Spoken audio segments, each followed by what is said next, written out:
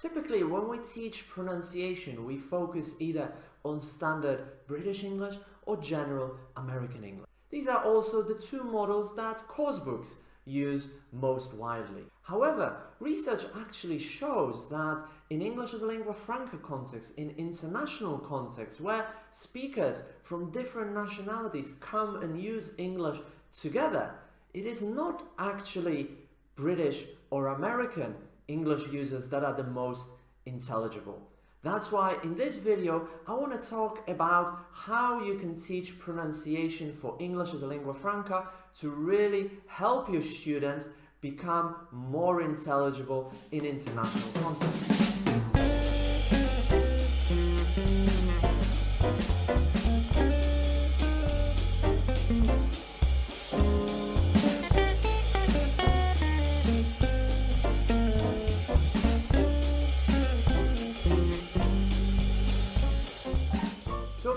Intelligibility is a complicated issue, but in here I just want to look at the pronunciation aspect of intelligibility. And a lot of research has been done on what makes pronunciation intelligible or easier to understand in international context. And while our intuition might tell us that surely it will be a standard British or general American pronunciation that will be the easiest to understand, our intuition might unfortunately be wrong.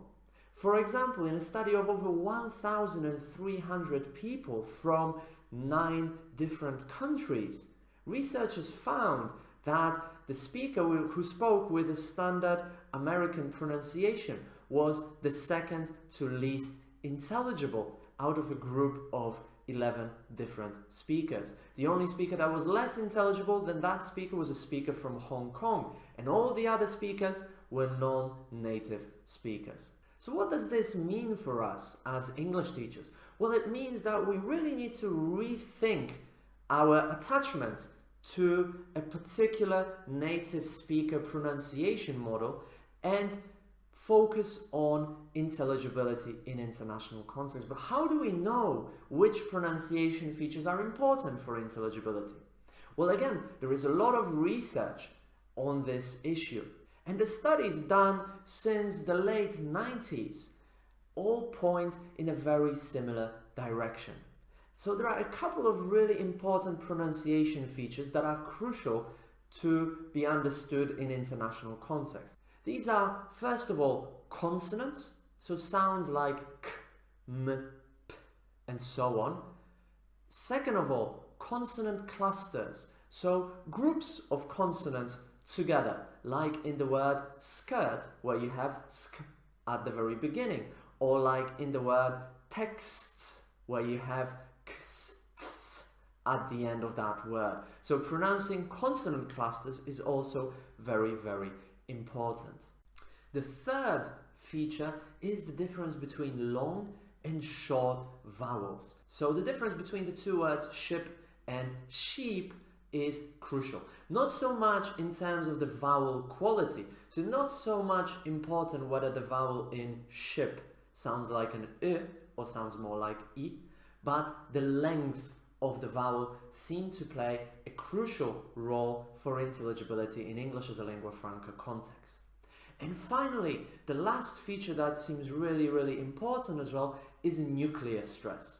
Nuclear stress is simply the most prominent or the strongest stress or accent in a given utterance. So let me give you an example. Consider an utterance such as, I didn't borrow a book.